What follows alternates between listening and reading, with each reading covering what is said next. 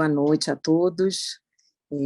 Queria muito agradecer a presença da nossa querida Diane Cooperman hoje para fazer essa palestra incrível, mas também quero agradecer a todos pelo ano incrível que a gente teve com Segundas Intenções, e eu vou fazer um breve agradecimento a todos os palestrantes que nós tivemos desde que a gente começou com Segundas Intenções, que hoje a gente está fechando com 37 palestrantes, e fechando o ano também muito feliz, nós todos, por ter atingido o objetivo de trazer tantos temas diferentes, incríveis, e poder acrescentar um pouquinho de judaísmo, de cultura judaica a toda a nossa comunidade e a comunidade maior também.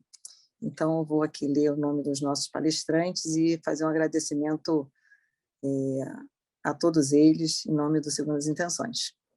André Lage, Jader Tasliski, Márcio Grossman, Beatriz Kruschner, Carla Monteiro, Ronaldo Vrobel, Joelle Ruchot, Celso Ziborowski e Karine Gelker, Anne Benchimol, Daniela Kresch, Andréa Kogan, Judy Botler, Lira Neto, Zelig Velder, Silvia Lerner, Marcel Gottlieb, Paulo Geiger, Daphne Horowitz, Avraham Schinfeld, Vladimir Veltman, Raquel Schechard, Sofia Débora Levi, Carlos Schlesinger, Elias Salgado, Janete Kupperstein, Susana Schwartz, Maria Luísa Tuti Carneiro, Sandra Nisquier Flanzer, Raquel Mizrahi, Jael Blasberg, Sandra Strauss, professor Renato Ataias, Dr. Francisco Moreno Carvalho, Israel Beloc, Júlio César Neres e hoje a Diane Cooperman. Então, estamos com 37 palestrantes incríveis que fizeram parte desse momento tão importante, desse ano tão desafiador, e queria fazer essa homenagem e agradecimento em nome do Segundas Intenções a essas pessoas que participaram e trouxeram tantos temas incríveis. E vou apresentar agora a Diane, uma querida, norteou sua vida em 3 pilares: judaísmo, família e defesa dos direitos humanos. Na vida profissional, jornalista várias vezes premiada, pioneira na defesa de grandes causas, direitos das mulheres, combate ao racismo e antissemitismo, liberdade de expressão, inclusão de minorias, doutora em comunicação social, professora de jornalismo, de ética, diretora da Faculdade de Comunicação Gama Filho. Na vida comunitária, ativista da área, onde exerceu os mais diversos cargos, sendo atualmente membro do Conselho Diretor. Destacou-se no trabalho pela igualdade de gênero, diálogo interreligioso e inclusão. Ativista do diálogo interreligioso e da Comissão de Combate à Intolerância Religiosa, tendo representado o judaísmo na CPI da Alerj sobre intolerância religiosa. Organizadora dos primeiros congressos acadêmicos judaicos do Brasil, fundadora do Conselho Sefaradi Confarad, ativista da Vitso, tendo participado do Executivo Nacional, conselheira do Conselho Interreligioso da Ordem dos Capelães do Brasil e da ONG Contém Amor, maior site católico de língua portuguesa, ambos voltados para o diálogo entre crenças. Na vida familiar, casada há meio século com Nelson Cooperman, mãe abençoada com 3 filhas maravilhosas, 3 genros excepcionais, verdadeiros filhos, e 10 netos, orgulho de qualquer avó. Muito obrigada, Diane. Eu passo para você o microfone. Primeiro, muito obrigada. Parabéns pela trajetória lindíssima. Realmente, o Segundas Intenções foi um marco esse ano, com tantos eventos, e foi se afirmando e crescendo, e realmente é um fenômeno. Parabéns a todos que criaram esse momento de aprendizagem. Todos nós estamos aqui aprendendo novos temas e ou nos aprofundando sobre outros já conhecidos. Eu quero explicar por que esse tema.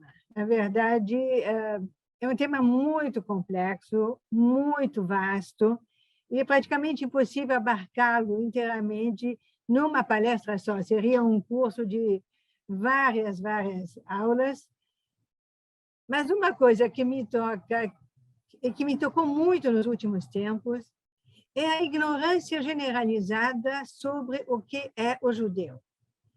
As pessoas costumam botar o judeu num bloco monolítico e podem separá-los no máximo entre Sefaradim e Ashkenazim.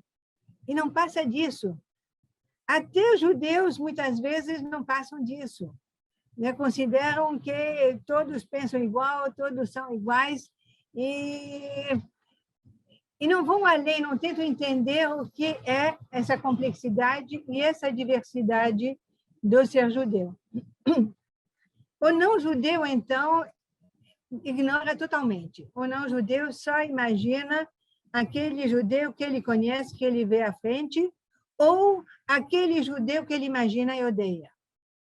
E como a minha vida toda eu lutei contra o antissemitismo, eu acho que uma live dessas, mostrando quem são esses judeus, a diversidade deles, pode contribuir para que as pessoas possam rever as suas posições. Aliás, foi muito engraçado, eu recebi uma mensagem de uma amiga não judeu, uma parceira de diálogo, que recebeu duas intenções. Ai, Diane, que maravilha, eu vou mandar para meus amigos judeus. Eu disse, não tem que mandar para os seus amigos judeus.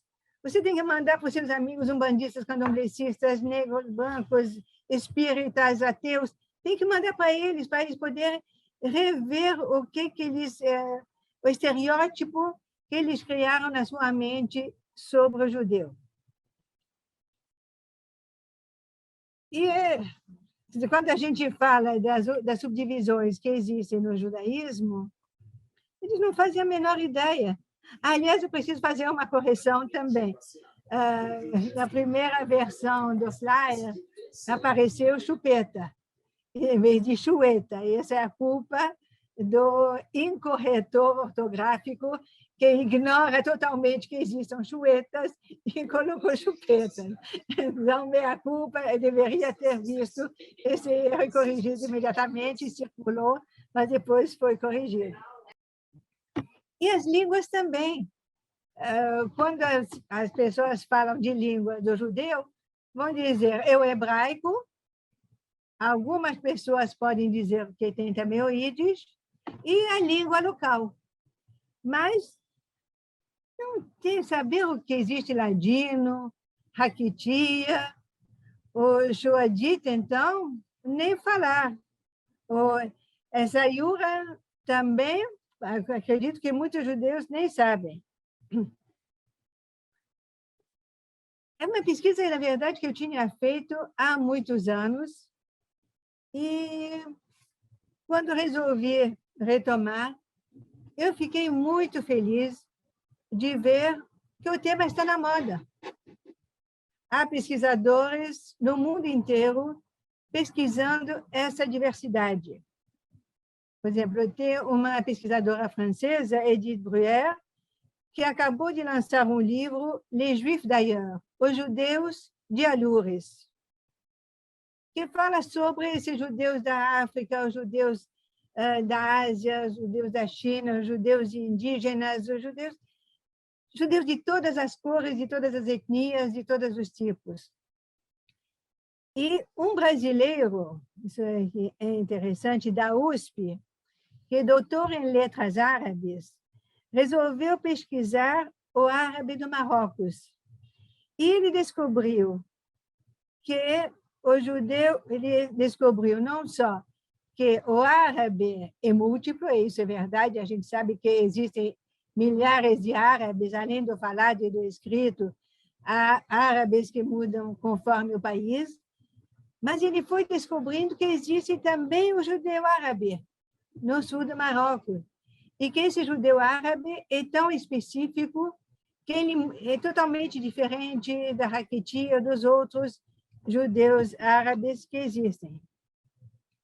Enfim, é uma infinidade de temas de pesquisa que eu espero poder motivar.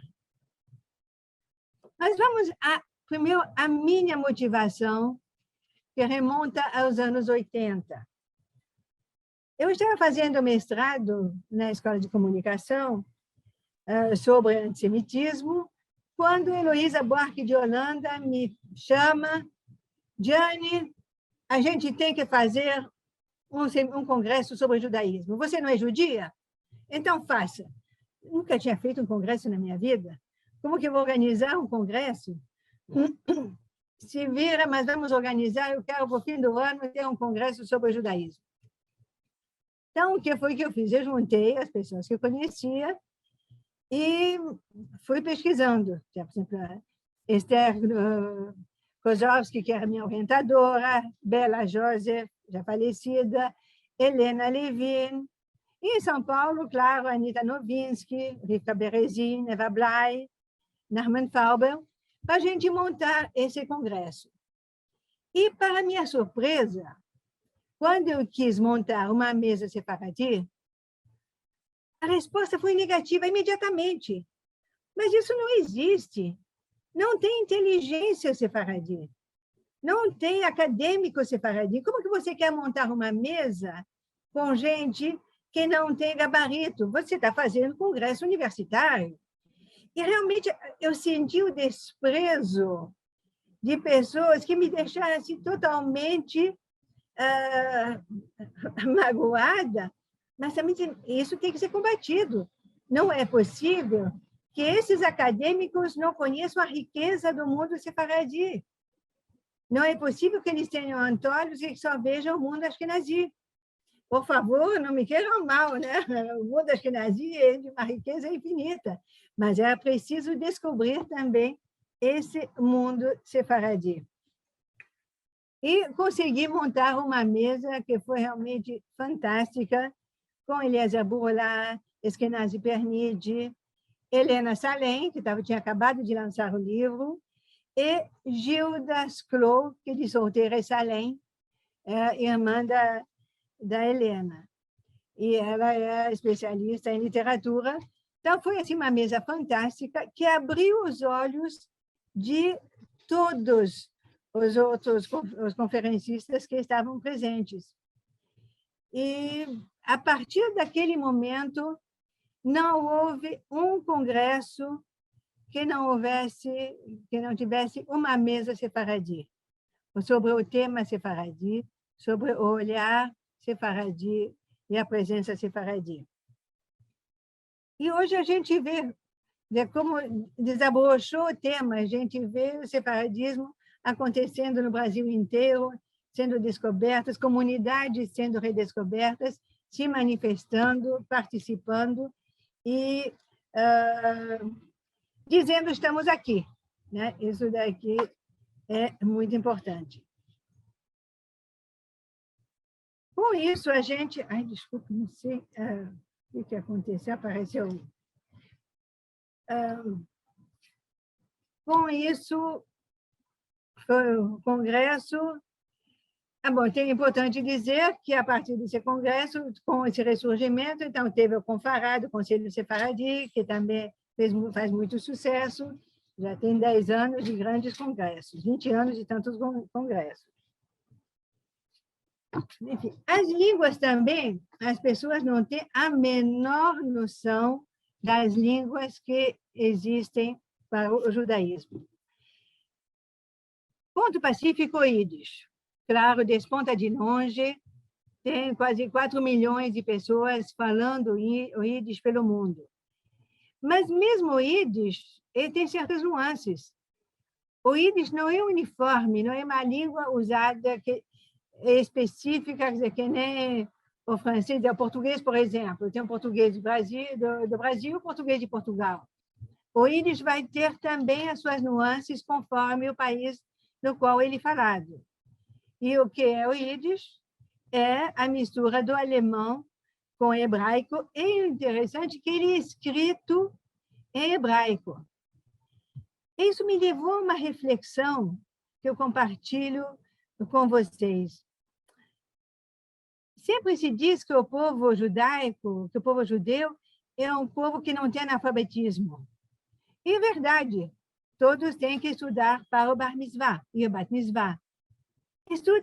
Estudam hebraico para fazer a leitura da Torá, para fazer as rezas.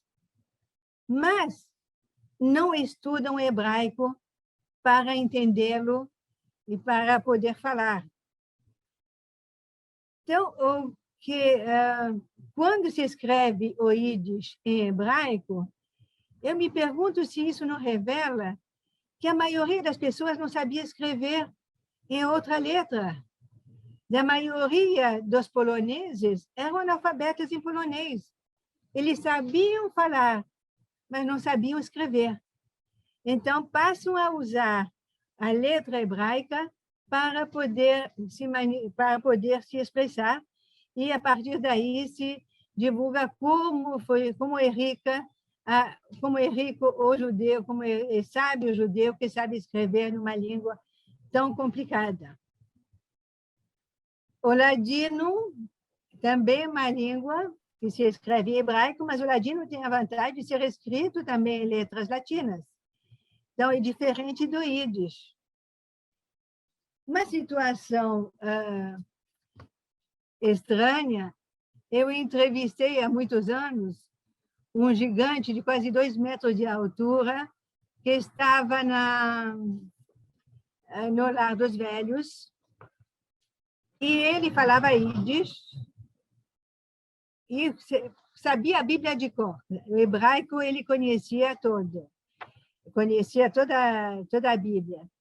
Mas ele me relatou a decepção dele quando ele aprendeu o hebraico. Quando ele aprendeu a falar o hebraico, ele diz: a reza perdeu seu encanto. Eu passei a entender o que eu estava dizendo. E aí passei a dizer: puxa, mas Deus é alguém com quem eu posso conversar? Enquanto eu queria que Deus fosse algo superior, inatingível, Deus ficou a meu alcance. E aí, a minha conclusão é que, para ele, o hebraico era a língua da devoção, a língua do afeto, e não a língua do falar, não a língua da comunicação. Então, eu me pergunto se o Yiddish não foi um pouco isso, né? A forma de você se manter na língua da conversa, sem deixar de você usar a língua ancestral e você usar o caráter hebraico.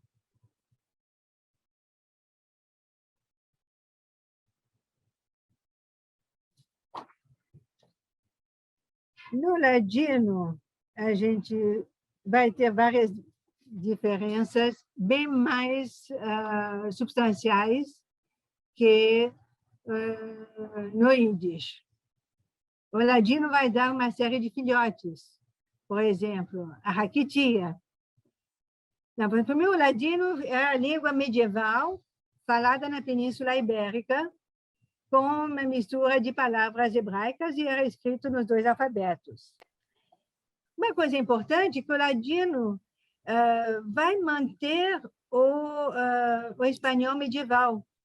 Enquanto o espanhol da língua falada vai evoluir, o ladino não vai acompanhar, vai se manter nas expressões, vai preservar todas as expressões antigas e medievais. A raquitia, por sua vez, vai incorporar palavras portuguesas. E depois da expulsão, quando os judeus portugueses vão se hospedar, vão se refugiar nos países árabes, eles vão também incorporar palavras árabes. E esse é o mecanismo típico dos judeus. Onde eles estão, eles vão incorporar a sua língua, a língua nova do país de adoção, as línguas da sua própria formação. Então, a língua, na verdade, a língua do judeu é uma língua que está em permanente evolução. Ela está sempre crescendo, está sempre evoluindo. A gente vê, por exemplo, o hebraico moderno, é uma língua que está numa evolução incrível, porque incorpora uma série de palavras novas e está sempre se adaptando à modernidade, está sempre se atualizando, está sempre mudando e tomando as palavras de todas as línguas. A gente vê palavras do inglês, palavras do francês, vai incorporando sem menor problema. E esse mecanismo é importante a gente lembrar dele, porque ele vai nos guiar ao longo da minha fala para a gente entender essas diversas línguas dos diversos grupos étnicos judaicos. Um pequeno exemplo que ocorreu, um exemplo bem prosaico. A minha mãe estava na cozinha, recém-chegada ao Brasil, né? Conhecia italiano, francês e foi incorporando o português. E ela disse para a empregada: prende il burro na frigideira. A empregada regalou o olho. Que prende il burro na frigideira? Ainda bem que eu estava perto, porque prende e pega. Prende de prend, prende do francês prend. Il burro é manteiga em italiano. Na frigideira é... Está dando eco por quê? A frigideira é a frigideira, não, é da geladeira. Em francês, a gente usa frigo, frigideira, na geladeira. E a coitada da empregada ficou completamente perdida. Voltando à pesquisa do jovem brasileiro, do Benjamin, vamos ver que nos países árabes há uma infinidade de línguas que, infelizmente, estão se perdendo também, porque os judeus estão saindo dos países árabes e muçulmanos. Mas, ao mesmo tempo, nós descobrimos uma série de línguas faladas ainda, porque esses judeus que saem dos países árabes vão incorporar a sua língua à língua de adoção. Então, a gente tem o judeu árabe, o judeu marroquino, o judeu iemenita, e também tem o dialeto da cidade de Essaouira, que é a cidade onde convivem judeus, cristãos e muçulmanos, e cujo dialeto incorpora termos e expressões das três religiões, isto é, hebraico, latim e árabe. Na França tem uma situação bastante curiosa. Tenho uma amiga que organizava todo ano, até a pandemia, todo ano, ela organizava um festival nas Cévennes. A Cévennes fica no Pays d'Oc, que tem como língua a Languedoc, que é o occitano. É um dialeto típico do sul da França. E reúne, durante os 10 dias, estudiosos do Languedoc e, pasmem, do Yiddish. Eu sempre perguntei para ela por que o Yiddish, e ela diz que o Yiddish e o Languedoc têm a mesma estrutura. Então, as pessoas estudiosas se reúnem durante 10 dias para estudar a linguística do Yiddish e do Languedoc e ver o que há em comum. E ela pretendia fazer, o ano passado, acrescentar o hebraico, porque acha que o hebraico, pelo fato do Yiddish ser escrito em hebraico, teria a mesma estrutura, e, pasmem, queria juntar também indígenas do Brasil. Esse seminário eu queria muito assistir, mas não ocorreu, não aconteceu, nem à distância. Fica aí, quem sabe, para o ano que vem. A gente tem também algumas línguas que são importantes citar, que é, por exemplo, o judeu latino era falado no Império Romano, mas poucas pessoas sabem que se falava uma língua judeu-latina.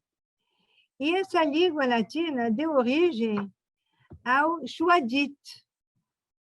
O Shuadit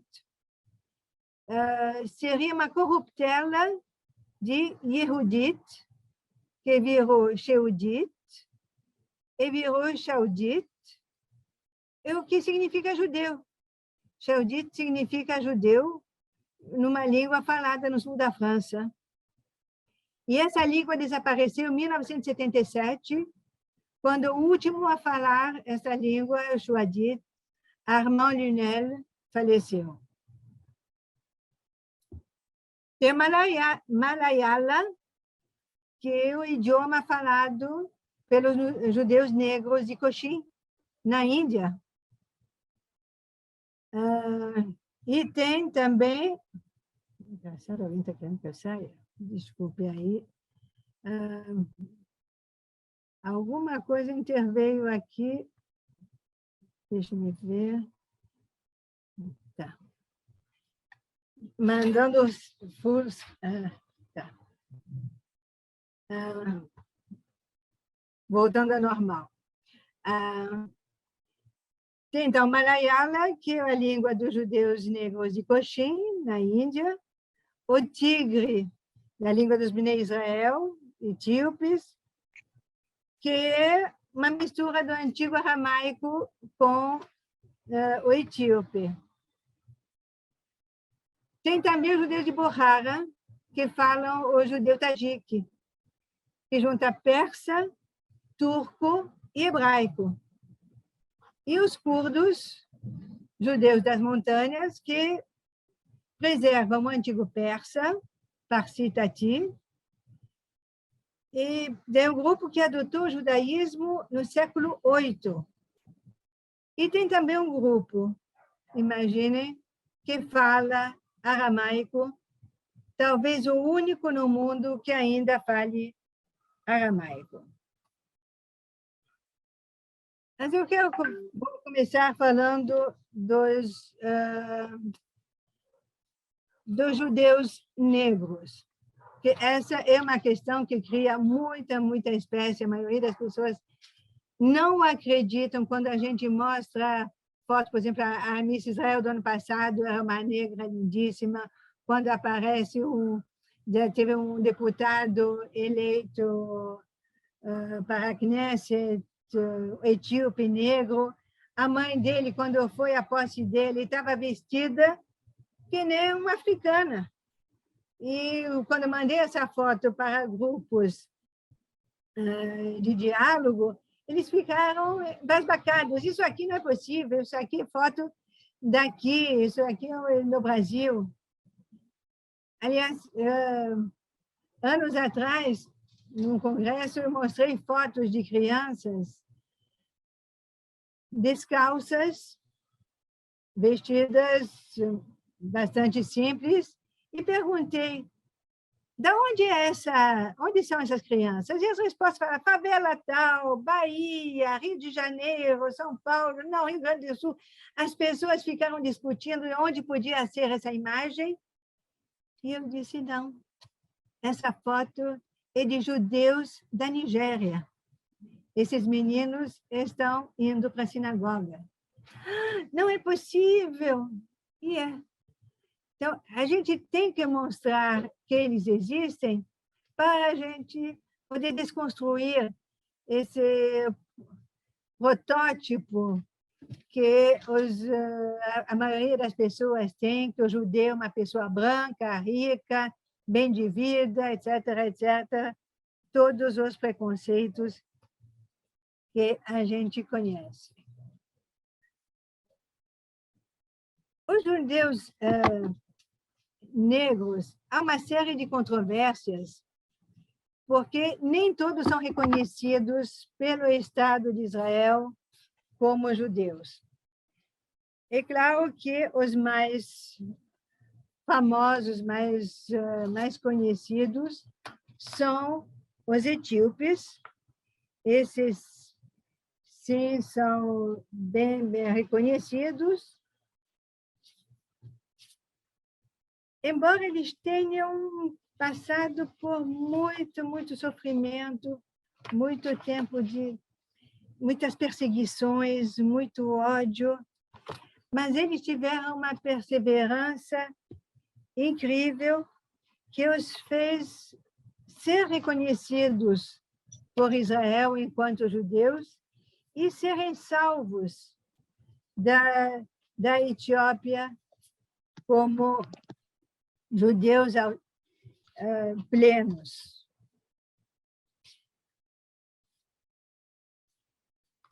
Mas vamos começar pelos menos conhecidos. Por exemplo, a Nigéria. A Nigéria tem uma série de tribos, todas... Mas não sei se abre para perguntas ou se depois, para o final, não sei, recebi mensagem perguntando se podia fazer. Depois, a gente deixa no final, Diana. Então, ótimo. Por exemplo, os Igbos da Nigéria. Não, eu estava dizendo que é controverso. Nem todos são reconhecidos, nem todos têm direito a fazer aliá. Há movimentos de quem tenta convertê-los, há outros que dizem que os reconhecem como judeus, mas, enfim, a gente verá alguns casos, eu vou enumerar apenas alguns casos que, como eu disse, não tem condição de falar de todos. Os Igbos, por exemplo, se dizem descendentes de portugueses de judeus portugueses que fugiram para a África. E eles mantêm todos os preceitos judaicos. Comem kasher, porque eles mesmos matam dentro dos preceitos, eles respeitam o Shabat, fazem a circuncisão, enfim, todos os preceitos judaicos, acreditam num Deus único. Mas eles são contestados pelo establishment judeu e pelos outros Igbos, porque é uma tribo dentro de uma tribo. É um grupo que está dentro de outro grupo e que se vê perseguido por todos os lados. Os argumentos dos outros Igbos dizem que esse grupo optou pelo judaísmo como saída para se salvar da guerra civil que está assolando a Nigéria. É verdade? Quem vai dizer? Os rabinos, os estudiosos que vão poder dizer. Mas se eles seguem todos os preceitos judaicos, como não teriam pelo menos uma formação judaica? Né? Não seria o caso deles poderem se salvar realmente dessa guerra civil, se converter, fazer a conversão e poder emigrar para Israel? É um tema polêmico, que eu não quero advogar nem a favor nem contra, mas é algo que tem que ser visto. E me lembra muito a luta que os próprios etíopes tiveram. Foi quase 100 anos de luta para poder ser reconhecido e ser levado para Israel. Cabo Verde, os judeus de Cabo Verde. Cabo Verde foi um posto de reabastecimento das naus portuguesas nas grandes navegações, no caminho para o Novo Mundo. Então, paravam ali para se reabastecer e foi também um espaço de escape para os cristãos novos, que viam a possibilidade de desembarcar aqui e fugir das perseguições da Inquisição. Eles não sabiam se, indo para a Nova Terra, para o Novo Mundo, eles poderiam viver em liberdade. E era também a possibilidade de reencontro, porque muitos jovens judeus foram mandados por Portugal para Cabo Verde, entregue à própria sorte. Jovens, crianças, além dos Açores e outros lugares, mas em Cabo Verde, muitas famílias tinham a esperança de poder reencontrar seus filhos de que tinham sido arrancados deles e mandados sem a menor possibilidade de ter notícia, de saber deles e de poder os acompanhar.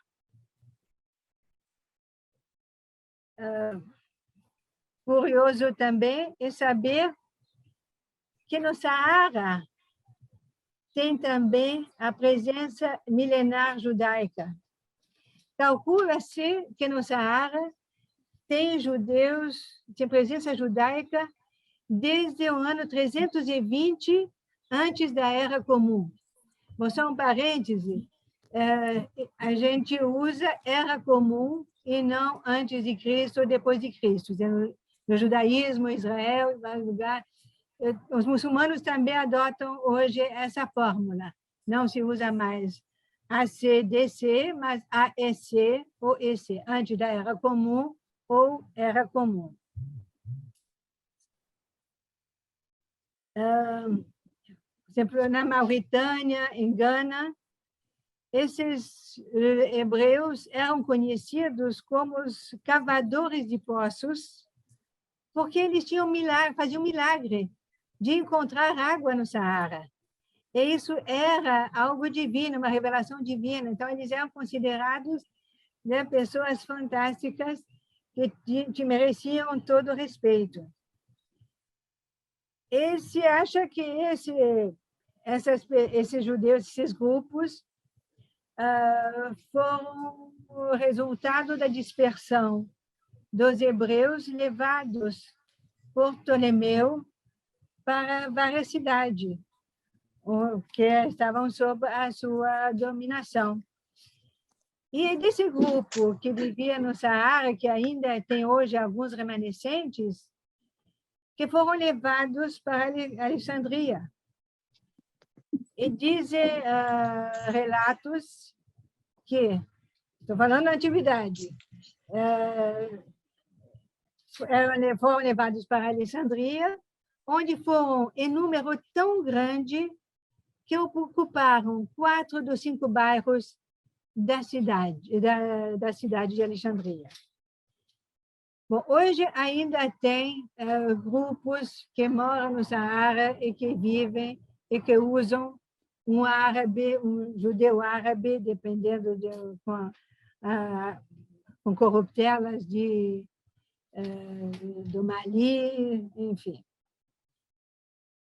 O Sudão também é um país que tem resquícios judaicos e que atraiu muitos judeus em certa época, porque o Sudão era um país rico, que ficou rico pelo ouro que extraía do Senegal e do Mali. E era um país onde os muçulmanos toleravam as outras religiões. Então, era muito bom, os judeus procuravam, os judeus antes da existência do Estado de Israel, procuravam lugares onde poderiam viver em tranquilidade e em segurança.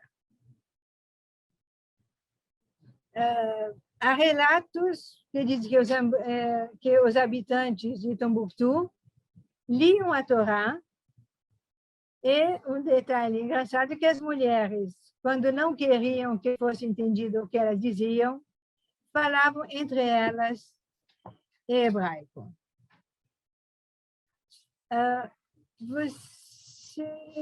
Se quiser botando a primeira, os judeus negros, Ana, por favor, compartilhar, a gente vai mostrando e vou falar um pouco de cada imagem.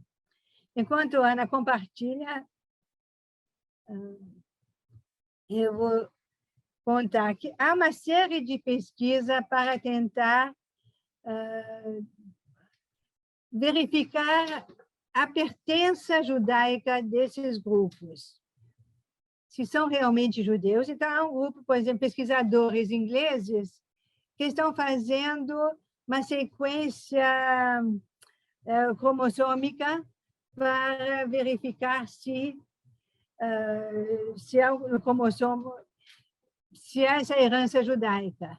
E descobriram que no cromossomo Y havia, pode parar aí, havia sim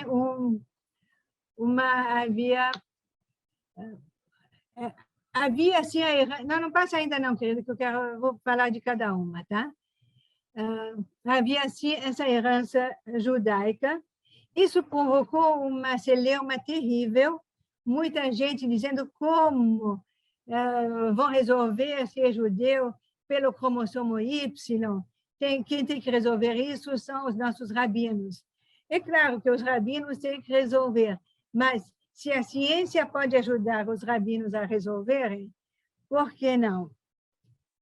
Mas, enfim, há duas grandes sociedades que também contribuem. Uma é a World Union for the Propagation of Judaism, que foi criada em 55, e ela busca, naqueles grupos que mantêm práticas judaicas, eles tentam descobrir a origem dessas práticas e verificar se esses grupos precisam ser convertidos ao judaísmo ou se essa herança judaica é suficiente para que eles possam ser considerados judeus. E tem também outra, essa é uma associação americana também, Culano, que percorre essas comunidades, não busca converter, não faz também pesquisa, mas ela quer, acima de tudo, convencer, lhe dar possibilidade de praticar o seu judaísmo. Então, ela manda livro, ela manda talit, manda comida kasher, diz, vocês querem ser judeus? Então sejam. Pelo menos sejam plenamente. Vou mostrar aqui algumas folhas, algumas imagens, pode mostrar. Aqui a gente vê, quando vocês veem uma imagem dessa, de um pai abençoando os seus filhos no Shabat, é uma imagem que nos emociona muito. Esse grupo Igbos, que eu tinha falado, que ainda não tem o reconhecimento total, mas não há dúvida que todos estão voltados e estudando juntos. Eles não estão com uma Torá, mas eles estão com o livro, estudando como se fosse, dentro de um Beit Knesset, um grupo de estudo. Pode passar, Ana, por favor? Ana? Ana, vai para o próximo. Eu consigo passar por... Criancinha, quando mostra criancinhas... Esse é o rabino Gershon Sizumo. Ele foi eleito deputado em Uganda, é rabino reconhecido. Então, quando eu mostrei essa foto para o pessoal de movimentos negros, dizendo, mas você pode ser meu irmão. Eu disse, claro que pode ser seu irmão e eu irmão. Não há por que você haver qualquer preconceito em relação a isso. Pode passar, Ana?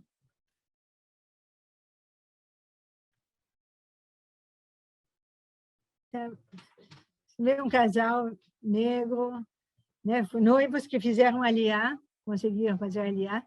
Você vê uma foto dessas, a diversidade, o negro mais retinto, o negro mais claro, todos com a mesma devoção, não pode passar por outro ano. Todos com devoção dentro de uma sinagoga, ouvindo provavelmente uma prédica, e estão todos aí juntos em plena devoção. Ponto. Mais uma família comum, normal, diria que é judia, pode ser um bandista, pode ser qualquer religião, mas é judia. Pode passar? Pode passar, Ana. Essas criancinhas na porta da sinagoga, essa aqui é a porta da sinagoga. Esses são negros americanos. Aí a gente vê a diferença já do nível. Pode continuar.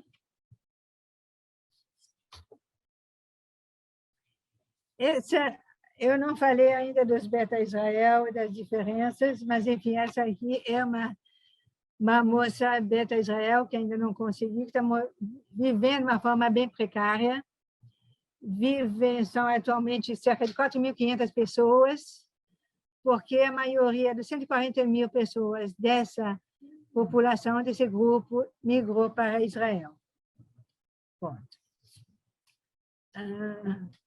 Pode tirar, obrigada. Gostaria ainda de falar sobre esses negros ainda dos etíopes. Os etíopes controversa a sua origem. Haveria 3 versões diferentes a respeito da sua origem. A primeira é que descenderiam da rainha de Sabá. A rainha de Sabá visitou o rei Salomão, ela queria saber, tinha ouvido falar da sabedoria dele e queria pô-lo à prova. Então, ela vai com 1000 presentes, com todo o encantamento dela, né? Que diziam que ela era muito bonita, e ela vai e diz, resolve pô-lo à prova e faz 1000 perguntas, coloca 1000 questões difíceis de responder, e ele as resolve todas. E aí ela não está satisfeita, ela quer fazer mais umas, e ele diz, ok, eu vou lhe conceder mais algumas perguntas. Mas se eu não responder a uma, você pode levar o que você quiser do meu palácio. Mas se responder a todas, você vai para a minha cama. Não, desculpa. Mas você vai ter. Troquei a história. A história é melhor ainda. Você não vai... Enquanto me fizer as perguntas e eu responder, você não pode usar absolutamente nada do meu palácio. Você vai ter que aguentar eu responder a todas as suas perguntas. Responder as suas perguntas satisfatoriamente, você pode levar o que quiser. Muito bem. Ela faz as perguntas, ele responde a tudo, e ela não toca nada, tem um banquete, tem tudo, né? Ela fica tranquila, não mexe em absolutamente nada. E quando sai, já não pode levar mais nada, e não pode usar nada, e não quer ir para a cama dele, ela vê um riacho e bebe da água do riacho, que estava ainda dentro do palácio do rei Salomão.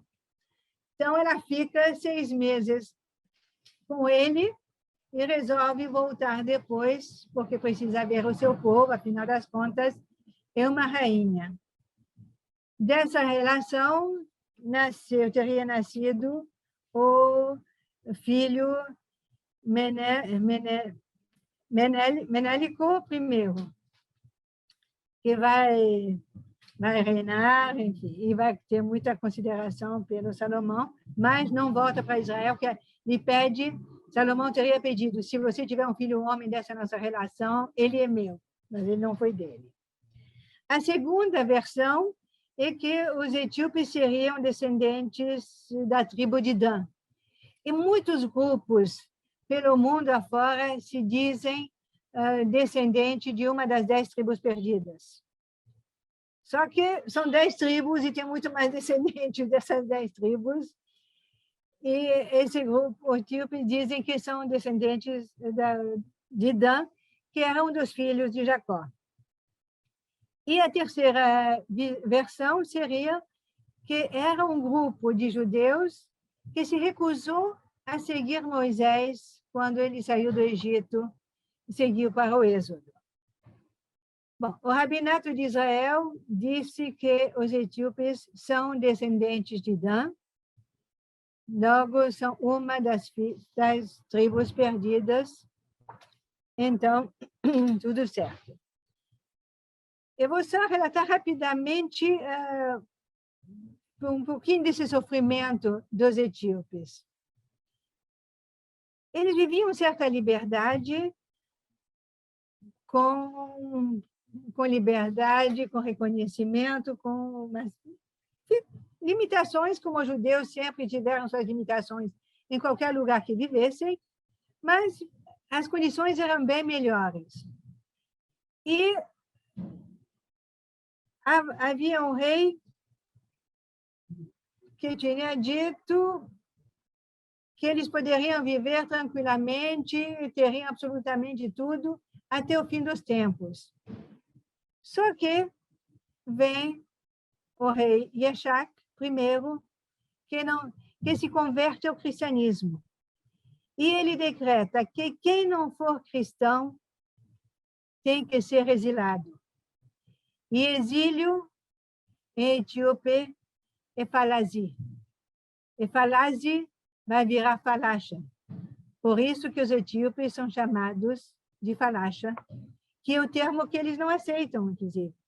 Hoje eles são Bnei Israel, não querem ser chamados de falasha, porque é um termo pejorativo.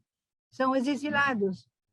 E exilados, eles foram, de fato, na sua própria pátria, sem poder trabalhar, sem poder ter como se sustentar, sem poder viver, perseguidos pelas todas as minorias, por todas as religiões. E o pior, a única forma de sustento que lhes foi permitida era serem ferreiros. E para o etíope, eram muito habilidosos, as coisas que faziam com ferro eram maravilhosas.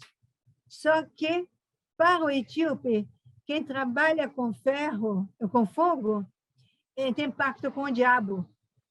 Então, eles eram perseguidos porque eram considerados diabos. Então, realmente, não havia solução alguma até que o rabinato reconhece a condição, o rabinato de Israel reconhece a condição judaica dos etíopes. Em 1973, o grão rabinato sefaradi reconhece, o grão rabinato ashkenazi não reconhece. Então, ainda há discussões, até que em 1975, finalmente, o grão rabino ashkenazi acaba reconhecendo, e Israel monta as operações Moisés e Salomão, que vão proporcionar a retirada dos etíopes judeus do seu país, e inclusive do Sudão. Eles estavam tão desesperados que eles foram atravessar o deserto do Sudão para poder chegar ao Egito e do Egito a Israel, passando fome, sofrendo horrores, mas querendo, acima de tudo, poder chegar à Terra Prometida.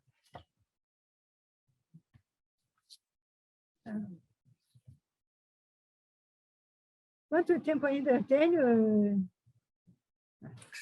Pode seguir, não se preocupe.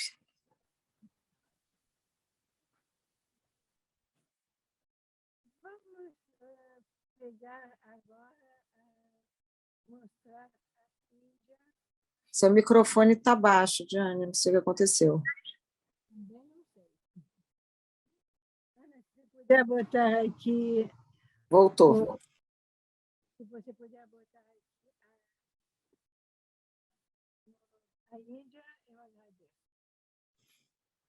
Não, abaixou de novo, Diane, não sei o que aconteceu. Foi e voltou. Bota, por favor, Ana, o PowerPoint da Índia. Os judeus da Índia também chegaram, também se considera uma das 10 tribos perdidas, e eles chegam por volta... Há também várias versões. Não, isso aqui ainda é outra, que é da última dos judeus negros e judeus da Índia. Isso. Está do lado dele. Eles teriam chegado, judeus teriam chegado à Índia como mercadores do rei Salomão.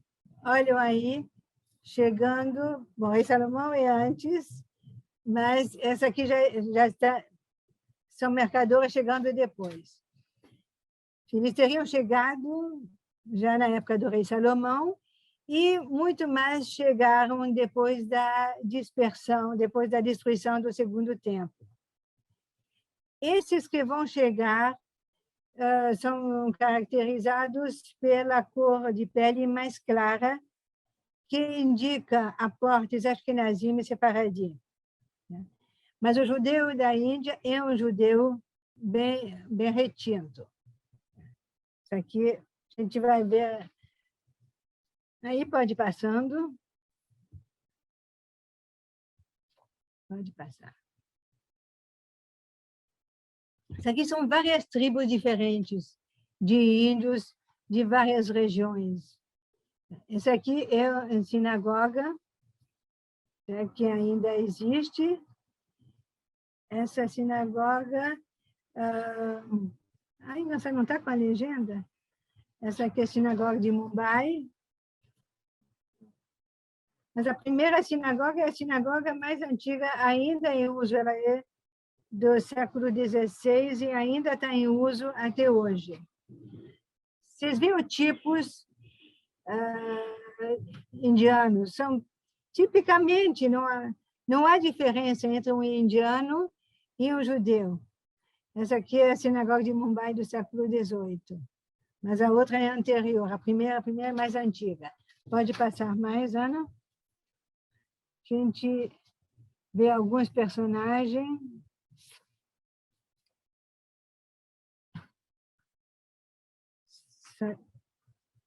Só tem essa que eu te mandei, então, ou tem mais? Ah, sim. Olha aí, passando, tocando shofar. Outra sinagoga. Há uma vida pulsante, uma vida judaica. Isso aqui, judeus brancos, estava falando. Os judeus brancos... Não, deixa a outra, por favor. Deixa a outra, Ana. Ana, volta para a outra, por favor, para a outra lâmina. Bom, aqui é isso. Esses judeus brancos vão ser diferenciados dos judeus da Índia, que são normalmente morenos. Não só aqueles, já estava. Que são morenos ou pretos mesmo. E vai haver divisão entre os dois clãs, que são entre os judeus brancos e os judeus mais pretos. Uma questão racial, talvez, que é completamente absurda. Não, pode adiantar, Ana. Pode adiantar, voltar aqui a outro, por favor. Pode voltar. Isso. Mais uma. Bom, então, pulou aquela, vai. Olha aqui, o noivado tradicional também, a gente vê. Não. Pode parar, pode voltar. Volta, Ana. Bom, então vamos ver aí. Volta que a gente... Isso. Mais um, por favor. Isso. Não, a gente tinha passado aí, tudo bem. Não, volta. Não, engraçado, tem um judeu. Então, faltou um, porque esse é o noivado tradicional, mas tinha o noivado judaico. E o noivado judaico, se a gente compara o noivado judaico com o noivado tradicional, não tem diferença. A única diferença é que no noivado judaico o noivo está de kippá e os homens estão de kippá. Isso aqui, volta, querida, por favor. Volta, que esse slide anterior é importante. Que vai mostrar...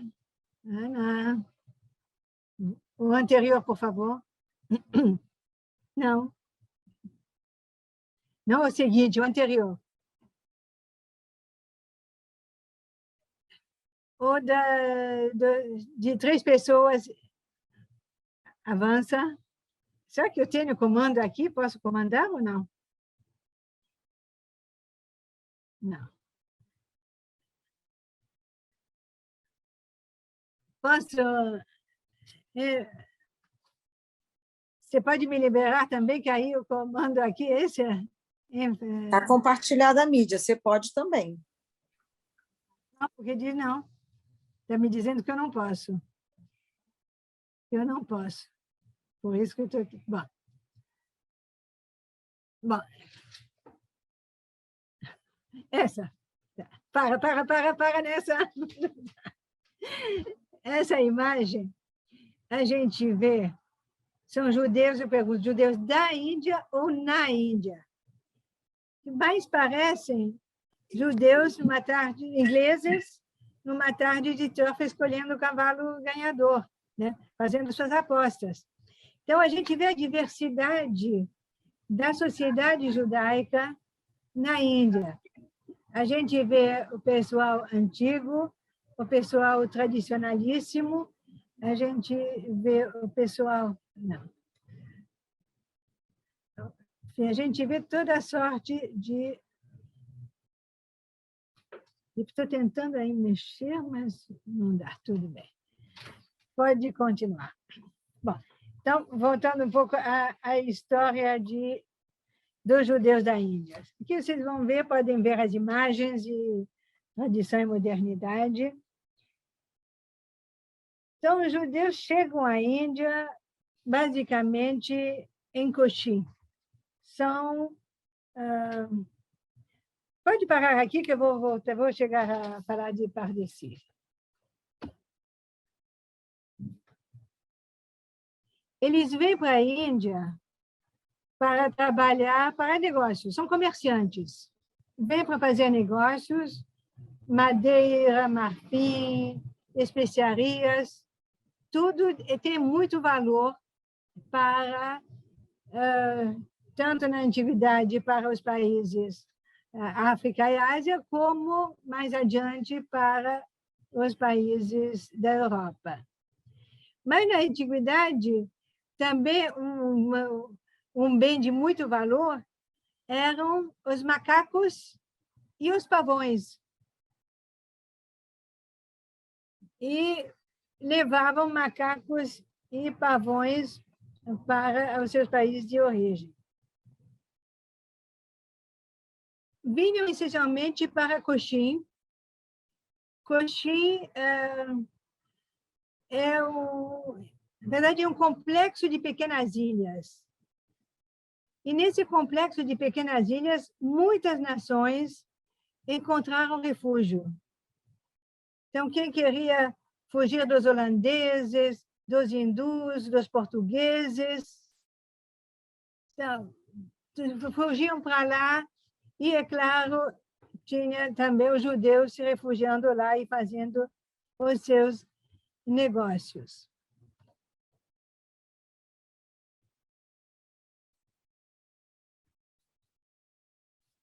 E haverá vários grupos ali. Por exemplo, os Benei Menachê. Os Benei Menachê faziam a circuncisão e praticavam certos preceitos judaicos que eles tinham perdido com o tempo. Os Benei Menachê seriam oriundos de 7 casais que se salvaram de um naufrágio. Eles teriam fugido à época da destruição do reino de Israel pelos assírios, 730 antes da Era Comum, porque queriam escapar da escravidão.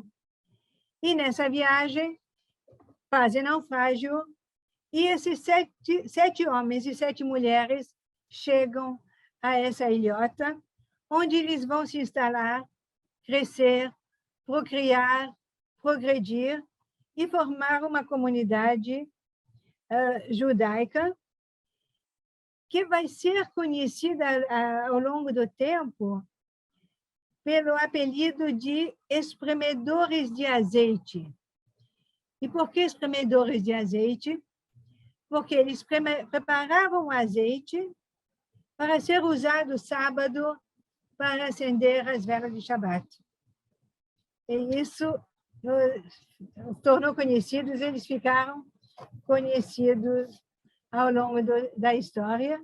Hoje eles vivem em Bombay e, infelizmente, pertencem à casta mais baixa. Vocês sabem que na Índia são castas, e esse grupo é a casta mais baixa que existe dentro da hierarquia.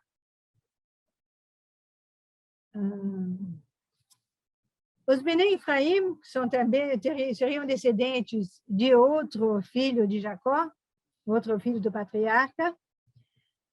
Eram conhecidos como judeus de Telugu. E esses judeus foram reconhecidos por Israel em 1964. Esse grupo vivia em Karachi até a partição da Índia em 47. Então, eles saem do Paquistão e vão para Mumbai, que hoje é Bombay. É um grupo muito culto, que eles traduziram a Bíblia para o Marathi, que é a língua local, e fundaram escolas, só que escolas britânicas, afinal das contas, era o Império Britânico.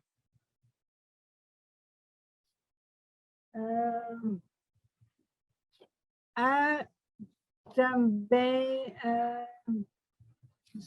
já falei. Algumas histórias heróicas. Mostra, bom, aqui estou vendo Pardes. Pardeses é um grupo de judeus também que vivem nessa cidade e é um grupo importante. Isso daqui é o último rabino da cidade de Madras, que vai reunir um grupo importante de judeus. Pode passar, Ana, por favor. Muitos vão fazer aliá, depois do reconhecimento por Israel, muitos vão fazer aliá, vão para Israel. Ana, por favor, passa para outra. Aqui eu consigo. Todos os filhos de Pardesis.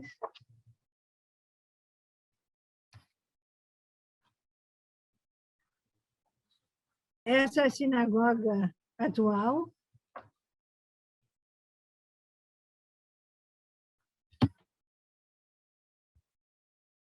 A importância dos portugueses na Índia também vai ser muito, muito nítida. E vão conseguir, por exemplo, em Madras, havia um português, Jaime de Paiva, que era riquíssimo, comprou minas de ouro, prosperou, e ele conseguiu autorização para... Pode passar, Ana, que eu quero chegar agora ao forte. Ele era tão próspero, tão influente. Pode passar, Ana. Agora eu quero chegar ao forte. Ana, está conseguindo passar ou não, por favor?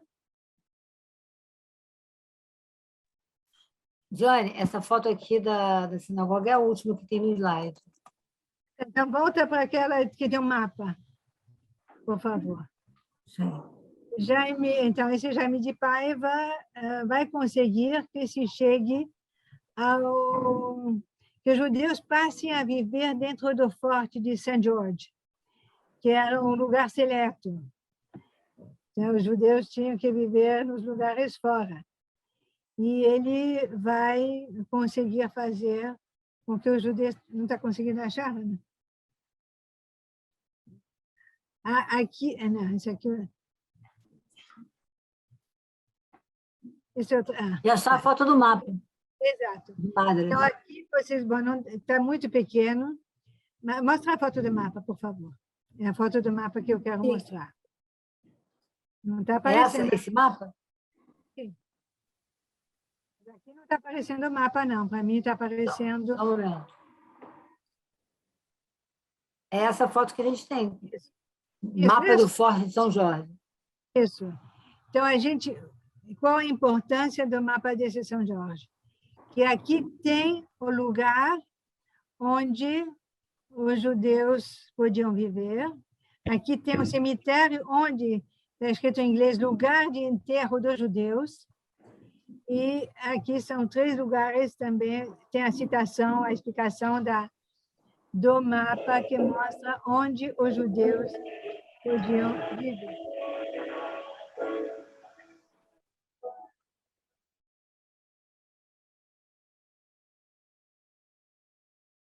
Passando da Índia para a China. Na China também a presença é antiquíssima. Há escritos hebraicos que datam do século VIII da Era Comum. E encontraram uma carta comercial do ano de 718, escrita em judeu-persa, tratando da venda de carneiros. Então, há essa antiguidade, essa presença judaica inconteste. Mas, com o tempo, a assimilação, o sincretismo, vai fazer com que diminua essa população judaica. Por exemplo, os judeus acendem incenso ao invés de vela, judeus chineses. E acendem vela a Confúcio, Então, essa aqui não é uma prática judaica. Esses grupos querem um reconhecimento, mas se eles usam de práticas não judaicas, não há a menor condição para que eles possam ser reconhecidos.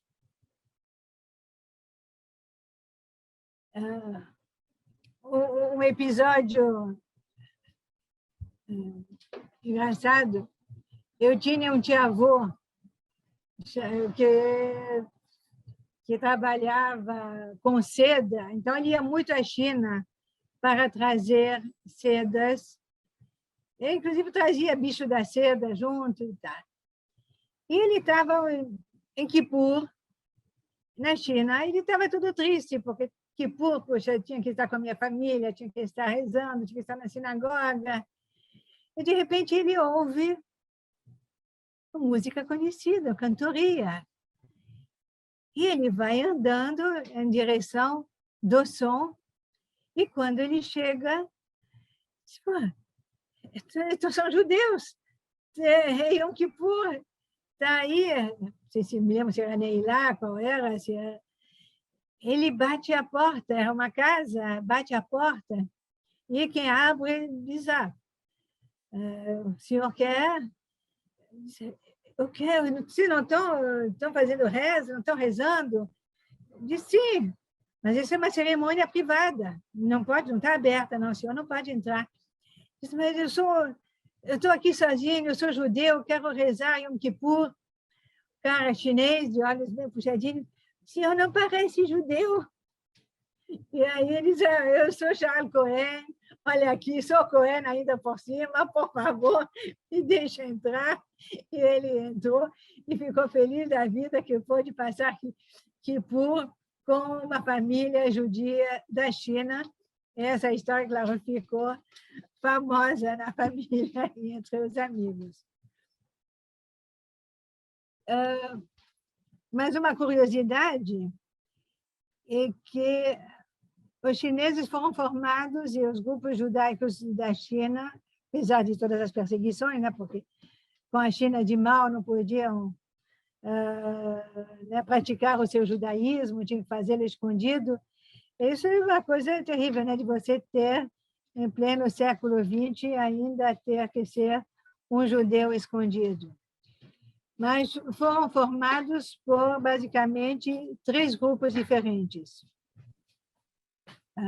desses que a gente vê hoje.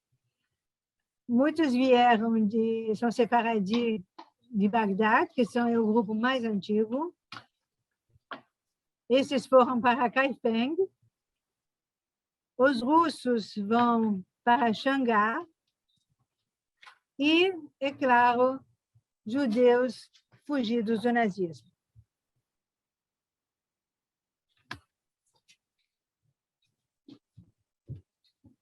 Vamos falar agora das tribos indígenas, que essa aqui é outra questão que provoca muitas celeumas. A gente sabe que existem tribos que têm práticas judaicas. Tribos indígenas no Peru, no México, no Brasil, existem tribos que têm essas práticas judaicas. Da onde elas vieram, como adotaram, o que as entregou, como adquiriram, que nenhum deles tem Torá, nenhum deles lê Torá, nenhum deles usa hebraico, mas são algumas práticas mortuárias, práticas de comer certos peixes, alguns indícios que mostram alguma influência judaica, e há muitos pesquisadores querendo descobrir se realmente são ou não. Fato inegável é que uma tribo inteira que mora de Iquitos, no Peru, foi convertida, foi reconhecida como sendo de origem judaica, mas que tinha perdido a sua pureza judaica, e o Grão Rabinato de Israel mandou rabinos, fizeram a conversão deles, e nisso eles puderam fazer aliá, uma tribo inteira. Como essa tribo, outras estão esperando também. Outros querem também o reconhecimento da sua judeidade, mas todos esses processos são lentos, são dolorosos, são difíceis, são lentos, mas tem que chegar a alguma conclusão, porque também é desumano deixar grupos sem saber o que vão fazer, sem saber se vão poder um dia ser considerados judeus, se vão poder fazer a sua aliá. Então, a gente tem gente realmente fazendo essas pesquisas.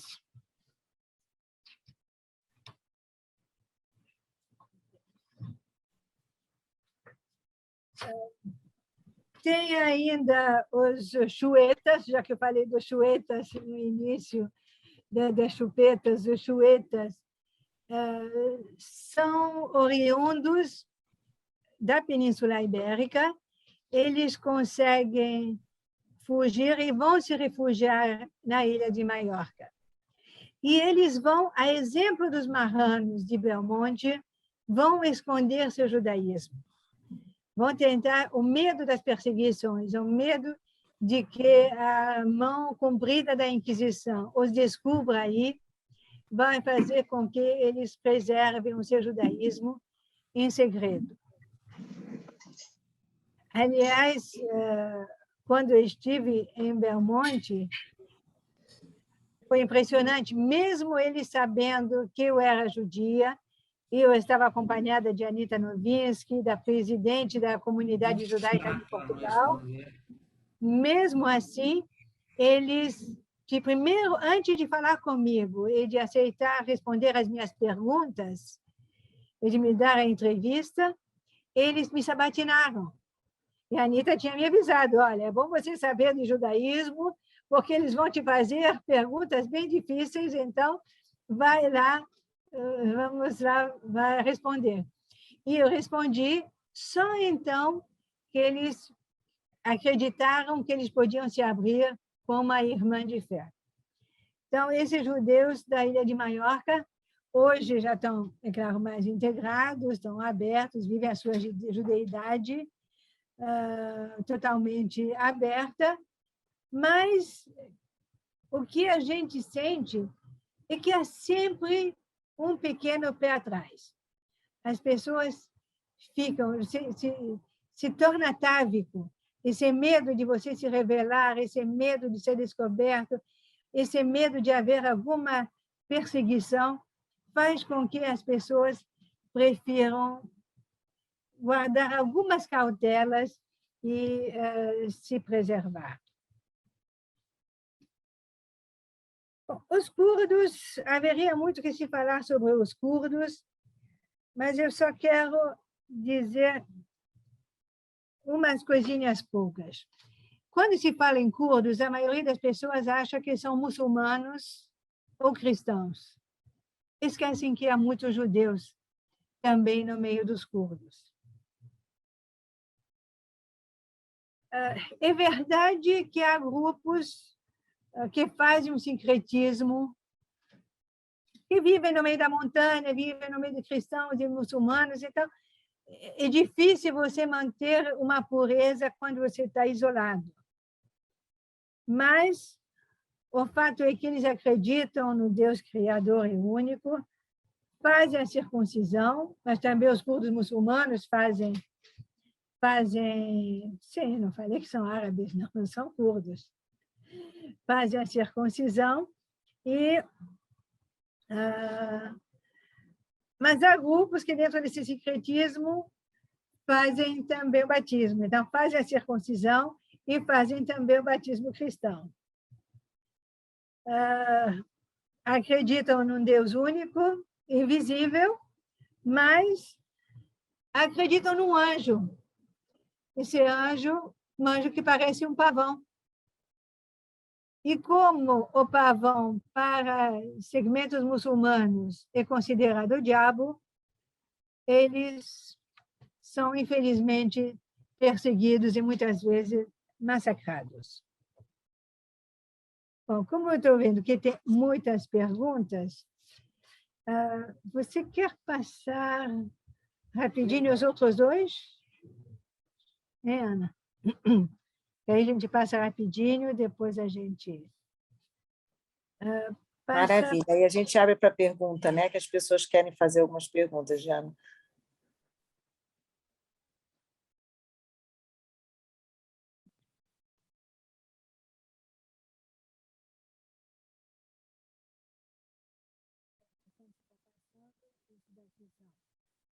Algumas fotos rápidas. Bom, eu não falei realmente desses países, porque é muito complicado, mas a presença judaica é bíblica, né? A gente sabe que há judeus desde sempre, e os judeus se adaptaram a todo o país no qual ele viveu. Usa roupa, usa os hábitos, usa as práticas. Pode passando, Ana. Está em casa, está muito bem, se sente à vontade, com uma grande diferença entre o judeu no Oriente Médio, nos países árabes, e o judeu da Europa. Só esperar aqui antes do multiculturalismo, o judeu na Europa viveu perseguições terríveis, pogrom, viveu guetoizado, viveu totalmente à parte da sociedade. Nos países árabes e muçulmanos, ele viveu, sim, no bairro judaico, não há dúvida. Ele tinha restrições, tinha limitações também, ninguém vai negar. Houve perseguições, houve pogrom, ninguém nega. Mas havia uma integração. Por exemplo, o muçulmano comia na casa de um judeu, porque ele também não come porco, mas não ia comer na casa de um cristão, porque achava que podia ter porco na sua comida. Havia essa convivência, mostrando aqui esse multiculturalismo, para mostrar como o judeu está adaptado em qualquer lugar do mundo, em qualquer época. Se vocês pegarem qualquer foto de qualquer época e compararem, é difícil dizer se é um grupo judaico ou um grupo não judaico, a menos que esteja paramentado, com kippá, com talit. Né? E no Brasil, nós temos um microcosmo desses judeus de todas as espécies. Tá. É claro, tem que mostrar aqui a estrela amarela. Isso daqui, bom, essa foto é pequena. Ah, não, volta aquela. Essa aqui eu quero mostrar. Ah, não, próximo. Tem que mostrar também a Alemanha, mas volta o próximo, Ana, por favor. Não, esse. Esse que é o Charles Cohen. Charles Cohen, que estava na China, levando a filha para o casamento, para Rupá. E olha o chapéu de egípcio. Ele está usando, está tipicamente. O traje, não botou uma kippá, botou o chapéu que usa normalmente. Então, todos os trajes, todos os hábitos são adotados no país de adoção. Pode continuar, Ana. Quiser passar pergunta, Suzana, pode passar. Pode continuar. Isso aqui é um casamento feito em casa, porque foi logo depois da Guerra de Suez. Então, não podia se ir à sinagoga onde... Deixa só essa foto também. Onde havia... Né, onde se fazia os casamentos, que a sinagoga Eliyahu Hanavi, o grande templo. Até tem uma maquete dele tão bonito, que tem uma maquete no Museu de Israel. Então, tive que montar uma sinagoga em casa, para poder proteger a família e os convidados. E nessa foto, você tem judeus, cristãos, muçulmanos, num casamento judaico. Então, a convivência que existia e que era natural foi sendo rompida por questões de guerra, por inculcação de ódio, por desinformação e por preconceitos. Pronto, pode continuar. Isso aqui falta de passaporte, que antigamente se levava passaporte às crianças, iam no mesmo passaporte da mãe. Pode continuar. E continua. Então, antes de dar aqui a minha conclusão, vamos às perguntas? Ou quer que eu faça aqui a minha conclusão logo? Pode fazer a sua conclusão e a gente abre direto para as perguntas, tá? Tá. Então, para concluir, eu quero só colocar duas coisas, dois desafios que são muito importantes e muito sérios. O primeiro é a questão da branquitude. Hoje a gente vê um movimento que tenta grudar nos judeus tudo o que há de negativo em relação aos brancos. Tá? Homofobia, machismo, reacionarismo, tudo é imputado aos brancos. Eu participei de uma live, exatamente um ano atrás, sobre racialismos. Quem participava dessa mesa? O negro, o indígena, uma judia e uma branca. Só que todas as críticas se voltaram contra a judia e não contra a branca. Mas falando da branquitude, porque o branco é opressor, porque o branco faz isso, porque o branco faz isso, e você faz isso. Aí eu disse, qual é a minha cor? Qual é a minha cor? A resposta unânime foi branca. Então, primeiro, eu venho da África, que eu nasci no Egito. Segundo, eu vou lhes contar um episódio. Quando eu vou para a praia, quando eu ia para a praia jovenzinha, que a gente não passava protetor, mas passava óleo bronzeador para ficar bem negra, e eu ficava negra retinta, eu fui fazer entrevista no Hotel Glória e o meu entrevistado estava atrasado. Então, precisa fazer as unhas, resolvi ir para o salão do hotel. O salão estava negra retinta, vestido branco para completar, que realça ainda mais a negritude. E eu chego lá e pergunto, tem alguma manicure disponível, por favor? Salão vazio. Vazio. Não, está todo mundo ocupado. Estou vendo que ninguém está ocupado. E minha unha é rápida, é só pintar, não precisa fazer nada. Estou esperando o cliente. Tá bom. A segunda, a terceira, todas esperando o cliente. Isso não é possível que ninguém queira fazer. Aí diz, fulana está no almoço, se ela quiser. Aí chama, fulana, você quer fazer? Ela puxa a cortina, me olha da cabeça aos pés, foi aí que a ficha caiu.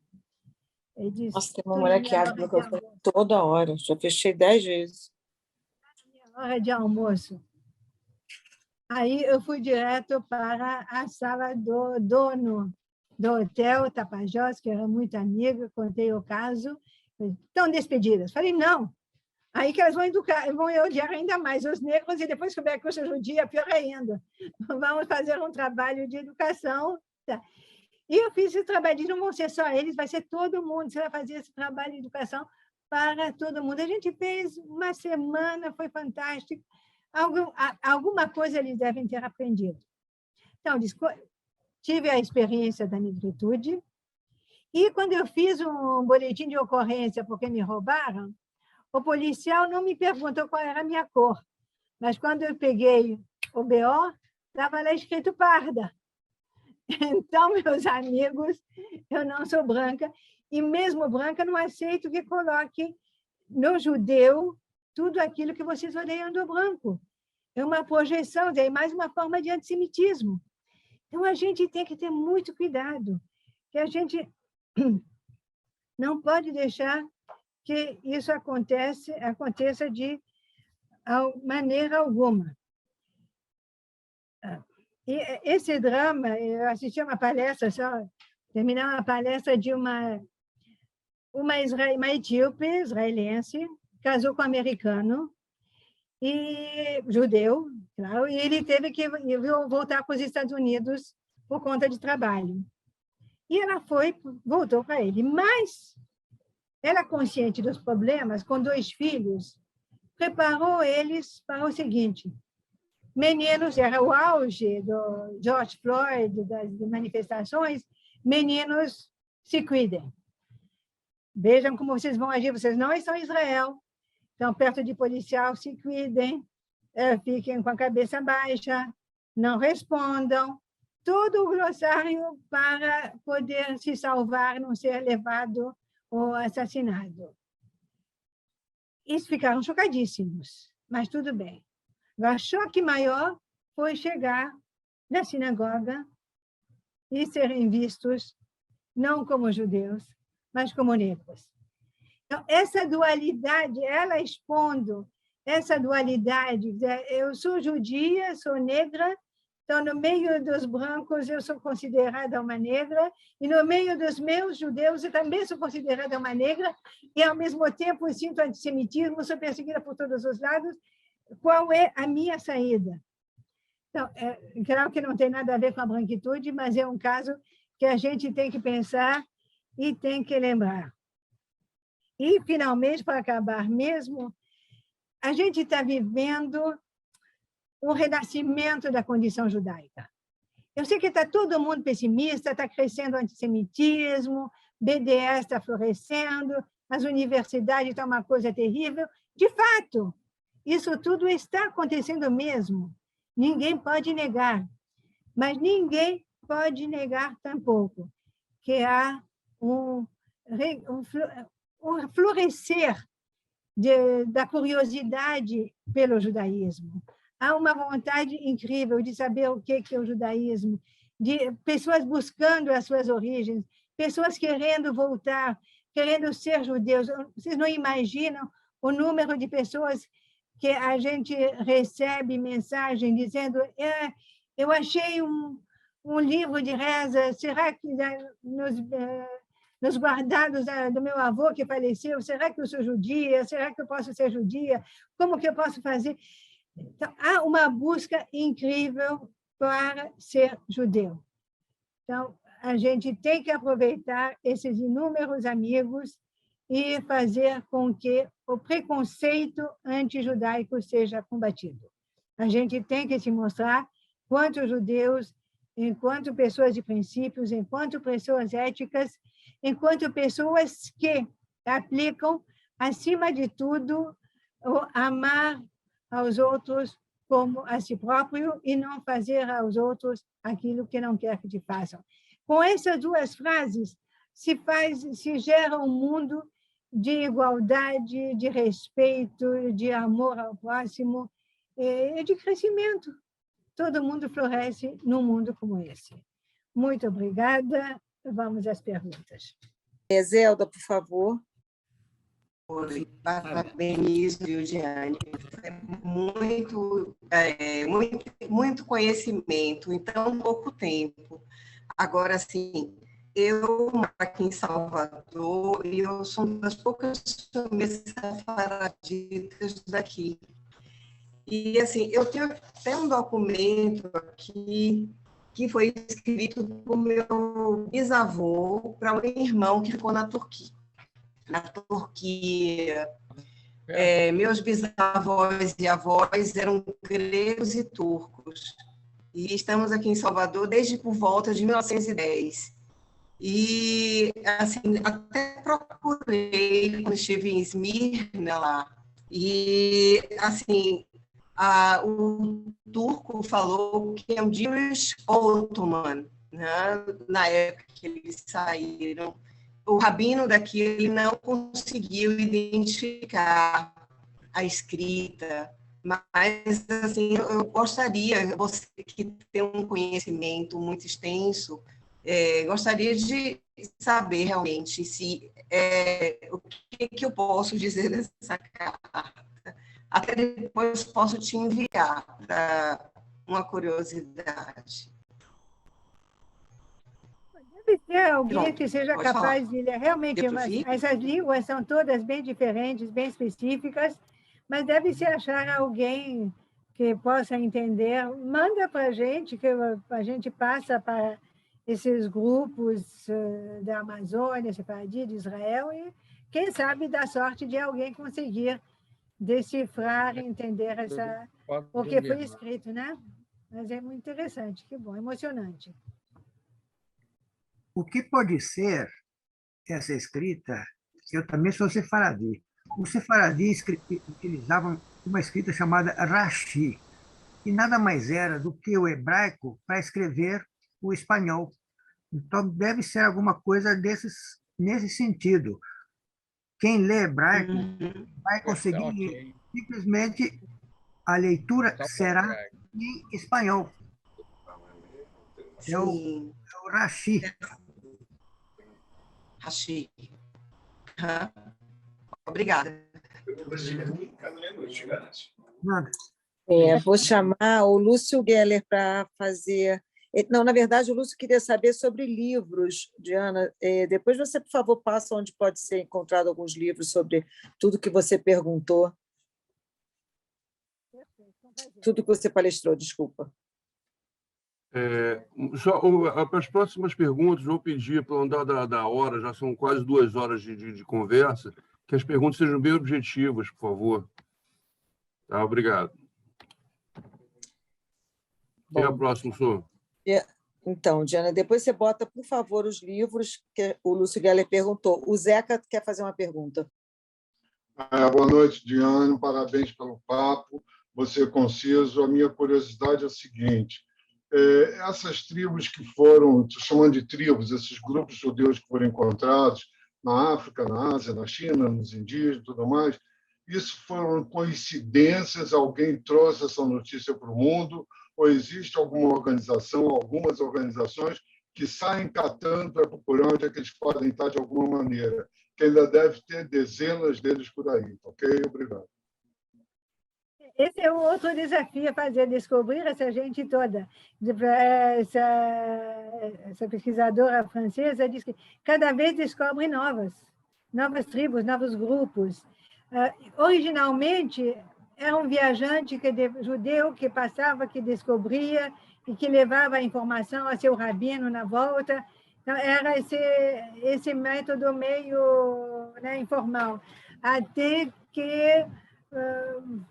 finalmente, por exemplo, os marranos. Os marranos foram descobertos por 2 expedições franceses que resolveram passar do monte e descobriram que havia um grupo aí que tinha toda a indicação de ser judeu.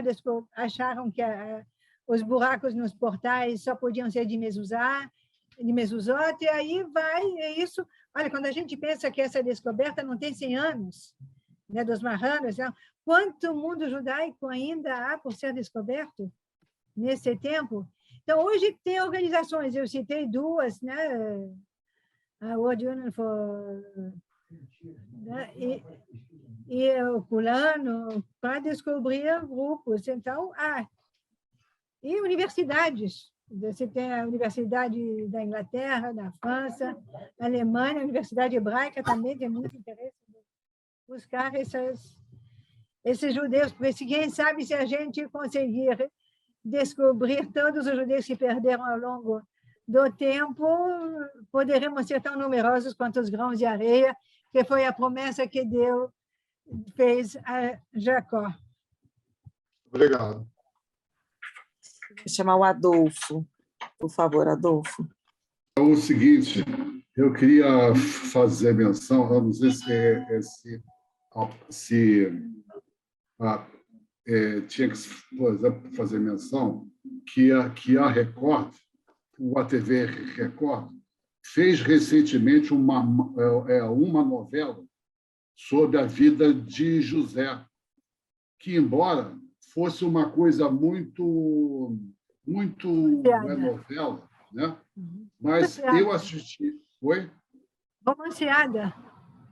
Eu assisti a alguns capítulos e vi que tinha muita informação sobre os judeus, embora fosse adaptada a uma novela, logicamente não. Então, eu acho isso muito importante, porque deu margem a muita gente, por exemplo, saber alguma coisa sobre a vida de José. E a outra coisa que eu queria te perguntar é o seguinte: se você viu na sua pesquisa que o judaísmo é muito ligado à religião, né? Que se você não achou isso nas suas pesquisas, né? Que o judaísmo, a fonte do judaísmo é a religião, e quando se afasta da religião, se afasta do judaísmo. Tanto é que a maioria das fotos que eu mostrei são pessoas que estão em volta de livros, ou que estão com talit, que estão voltadas à religião. Né? Estão na porta de uma sinagoga, e tem mesmo criança, está brincando do lado de fora da sinagoga, mas está perto de uma sinagoga. Em algum momento vai entrar, vai estar lá. Você vê criança tocando shofar, adultos tocando shofar. Então, realmente... teve uma foto de Sukkot, a maioria dessas tribos, engraçado, fazem as festas. Fazem a festa de Sukkot, fazem o Pesach, fazem as festividades judaicas, são preservadas, são mantidas. E é uma forma de você passar a religião Ledor Vador, às próximas gerações. Obrigado.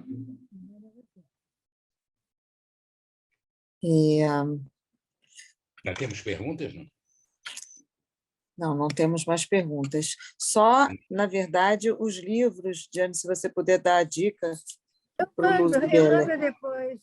Você manda, por favor, depois? Que bom, querida, obrigada. Eu só queria fazer um adendo aqui, que no começo eu agradeci tantos palestrantes, eu esqueci 5 nomes e eu não posso deixar de falar. Então, eu queria só complementar, porque depois o Moisés vai vir falar também, e eu quero, por favor, agradecer ao Fábio Kaufmann, à Rabina Lia Baz, à professora Cecília, que falou e nos ensinou sobre o ladino, a Tânia Menai e a nossa super querida Gilda Zucchini. Tá?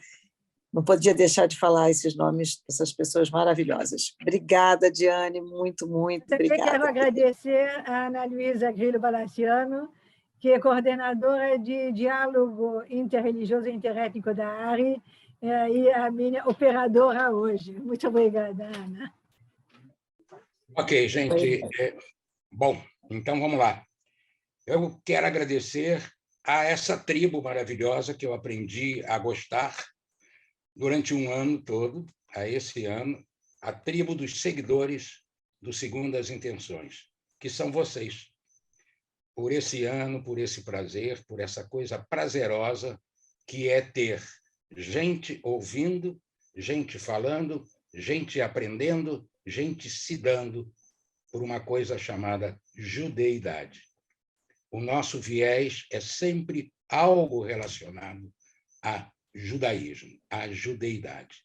Então, eu acho que nós conseguimos isso durante esse ano. Vamos dar uma pausa.